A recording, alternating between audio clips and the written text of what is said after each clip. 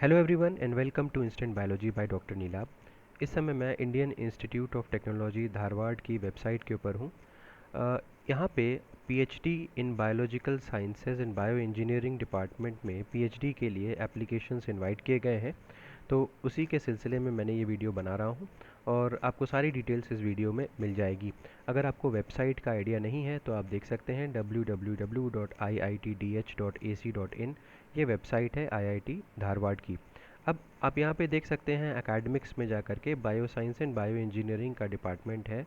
यहीं पे पीएचडी के लिए एप्लीकेशंस इनवाइट किए जा रहे हैं। हालांकि ऑल कोर्सेज़ के लिए भी एप्लीकेशन इनवाइट किए जा रहे हैं, बट हम लोग बायोलॉजिकल साइंस की बात करेंगे। अपार्ट फ्रॉम दैट इसके अलावा भी आप देखेंगे कि पीएचडी के अलावा भी एमएस कोर्स के लिए और एमटेक कोर्सेज़ के लिए भी एडमिशन्स इनवाइट किए जा रहे हैं, बट उसमें biological science and bio engineering department नहीं है। तो इसीलिए we will be specifically talking about the PhD admissions. जैसे आप यहाँ पे क्लिक करेंगे आप रीडायरेक्ट हो जाएंगे इनके जो डॉक्टरल पेज है जहाँ पे एडमिशन्स की डिटेल्स दी हुई हैं, वहाँ पे आप रीडायरेक्ट हो जाएंगे। अब आप यहाँ पे देख सकते हैं पीएचडी एडमिशन्स फॉर ऑटम 2023-24। ये पीएचडी रूल्स एंड रेगुलेशंस के बारे में बात की गई है। आप यहाँ पे क्लिक करके आप डिटेल्स ले सकते हैं। अब एडमिशन प्रोसेस फॉर ऑटम 2023-24 में यहाँ पे जितने भी सब्जेक्ट्स के अंदर एडमिशन्स इनवाइट किए जा रहे हैं वो आप देख सकते हैं यहाँ पे। अगर आपको ब्रोचर यहाँ पे डाउनलोड करना पड़ेगा अगर आप डिटेल्स जानना चाहते हैं। मैंने ऑलरेडी ब्रोचर डाउनलोड कर दिया है जो मैं भी आपको दिखा दूंगा। यहाँ पे ब्रोचर डाउनलोड हो जाएगा। यहाँ से आप इंस्टीट्यूट का एप्लीकेशन फॉर्म डाउनलोड कर सकते हैं और यहाँ पे डिपार्टमेंट का एप्लीकेशन फॉर्म यानी कि फॉर्म पार्ट 2 है। ये दो दो पार्ट्स में ये फॉर्म भरा जाएगा। ये पहला पार्ट है फॉर्म पार्ट 1 और ये वाला दूसरा फॉर्म है फॉर्म पार्ट 2, यानी कि एक तो इंस्टीट्यूट के अंदर होगा और दूसरा होगा आपका जो डिपार्टमेंट का। ठीक है, तो ये हो गया। अब लास्ट डेट अप्लाई करने की क्या है, 26 अप्रैल अप टू 5 PM अप्लाई करने की लास्ट डेट है। चलिए अब मैं बिना देर किए हुए आपको एप्लीकेशन का जो इनका ब्रोचर है वो दिखा देता हूँ। Admission brochure sorry. तो मैंने ऑलरेडी डाउनलोड कर रखा है, आप देख सकते हैं इस समय स्क्रीन के ऊपर। तो इसमें सारी चीज़ें मेंशन्ड है, फ़ीस वगैरह के बारे में सारी इन्फॉर्मेशन मेंशन्ड है, हॉस्टल वगैरह के बारे में सारी इन्फॉर्मेशन मेंशन्ड है। यहाँ पे मैं आपको फ़ीस के बारे में सारी चीज़ें दिखा देता हूँ। तो देखिए एक्चुअली यहाँ पे दो कैटेगरीज़ में इन एप्लीकेशंस को इनवाइट किया जा रहा है। एक टीए कैटेगरी हो गया और दूसरी कैटेगरी जो है उसमें उस कैटेगरी के अंदर आप एफ़ए कैटेगरी है। दोनों की फ़ीस यहाँ पे लास्ट में दी हुई है, आप इसको चेकआउट कर सकते हैं। बेसिकली मैं आपके साथ department of biological science and bio engineering के बारे में डिस्कस करना चाहता था। यहाँ पे क्वालिफाइंग डिग्री अगर आप देखेंगे तो एमटेक या एमएससी है और bioinformatics, chemistry, biotech, microbiology, life science या किसी भी अलाइड बायोलॉजिकल सब्जेक्ट्स में अगर आपने पढ़ाई की है तो आप इसमें अप्लाई कर सकते हैं। एमएससी स्टूडेंट्स अगर अप्लाई कर रहे हैं तो टीए कैटेगरी के अंदर टीचिंग असिस्टेंटशिप है। टीए का मतलब अभी मैं आगे दिखा दूंगा आपको।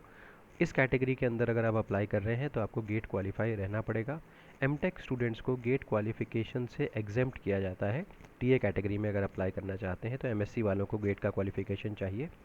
और अगर आप जेआरएफ वगैरह के लिए जेआरएफ वगैरह आपने क्वालिफाई कर रखा है, CSIR, UGC, DST, inspire, DBT, MHRD, ICMR या कोई भी ऐसी रेलिवेंट फंडिंग एजेंसी से आपको फंड्स मिल रहे हैं तो आप एफए कैटेगरी के अंदर अप्लाई कर सकते हैं, जैसे मैंने बताया था अभी। अब बात करता हूँ कि minimum score in the qualifying degree क्या क्या है। तो 60% मार्क्स आपके होने चाहिए या आपका जो क्यूमुलेटिव परफॉर्मेंस इंडेक्स 6 होना चाहिए 0 to 10 स्केल पे। इसके अलावा अगर मैं एलिजिबिलिटी के बारे में बात करूं, eligibility of applicants in the final phase, यानी कि आप कुल मिलाकर के बात यह है कि आपकी अगर आप अभी तक क्वालिफाई को कंप्लीट नहीं कर पाए हैं अपनी डिग्री और अभी आप रिज़ल्ट अवेटिंग फ़ेज़ में हैं, तब भी आप यहाँ पे अप्लाई कर सकते हैं। बस आपको अपने पेपर्स वगैरह लास्ट डेट तक सबमिट करने पड़ेंगे। ये हो गया। अब बात करते हैं modality of the selection process, किस तरीके से सिलेक्शन यहाँ पे होगा। तो सिलेक्शन का मोड यहाँ पे ऑफलाइन इंटरव्यू प्रोसेस है और इसका मतलब ये है कि आपको आईआईटी धारवाड़ जा कर के अपना इंटरव्यू देना पड़ेगा। ऑन साइट इंटरव्यू है, मतलब ऑनलाइन इंटरव्यू का प्रोविज़न यहाँ पे नहीं है। अब इंटरव्यू का बेसिस क्या होगा, सिलेबस यहाँ पे डिस्कस किया जाता है। बायो इन्फॉर्मेटिक्स आएगी, बायो इन्फॉर्मेटिक्स की डिटेलिंग यहाँ पे दी हुई है। बायो फिजिक्स के बारे में यहाँ पे दिया हुआ है। Biochemistry, microbio, molecular and cell biology and genomics यहाँ पे मेंशन्ड है। तो इसके बारे में आपको पूछा जाएगा एग्जामिनेशन में, आप इसको पढ़ सकते हैं। अब फोकस एरिया ऑफ रिसर्च, यहाँ पे इस बार 2 ही फोकस एरिया ऑफ रिसर्च है, कैंसर बायोलॉजी और मेटाबोलोमिक्स यूजिंग रमन स्पेक्ट्रोस्कोपी। तो मुझे उम्मीद है कि ज़्यादातर स्टूडेंट्स जो हैं वो कैंसर बायोलॉजी प्रेफर करेंगे अगर वो बायोलॉजिकल साइंस बैकग्राउंड के हैं।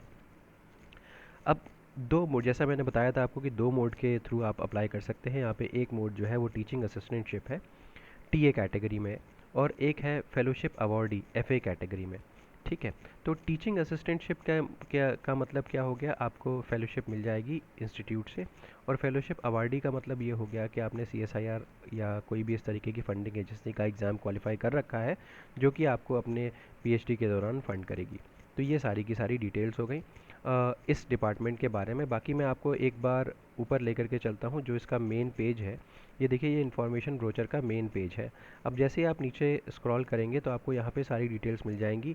यहाँ पे टीचिंग असिस्टेंटशिप में क्या प्रोविज़न है और किस तरीके का क्या आपको फंडिंग मिलेगी। तो ये देखिए, टीचिंग असिस्टेंटशिप की बात यहाँ पे है। यहाँ पे लिखा भी हुआ है, for students with M Tech, M E, M S C in engineering, M Phil और equivalent degree as the qualifying degree, the assistantship is payable for a maximum duration of 5 years or up to the thesis defense, whichever is earlier. At present, the monthly rate 31,000 for the first 2 years and 35,000 for the remaining 3 years. मतलब it is at par with the students who are getting the JRF. तो ये सारी details होगी, ये teaching assistant के ship के बारे में है और ये फेलोशिप अवार्डी के बारे में है। जैसा मैंने बताया था कि फेलोशिप अवार्डी तो आपको फेलोशिप मिल ही रही होगी कहीं ना कहीं से। ठीक है। तो ये सारी की सारी डिटेल्स हो गई इस पीएचडी प्रोग्राम के बारे में। अगर आपको ये वीडियो पसंद आया हो तो प्लीज़ इसे लाइक करिएगा, मेरे चैनल को सब्सक्राइब करिएगा, बेल आइकन को दबाना बिल्कुल मत भूलिएगा और अपने फ्रेंड्स के साथ भी ज़रूर शेयर करिएगा। Thank you so much, have a good day.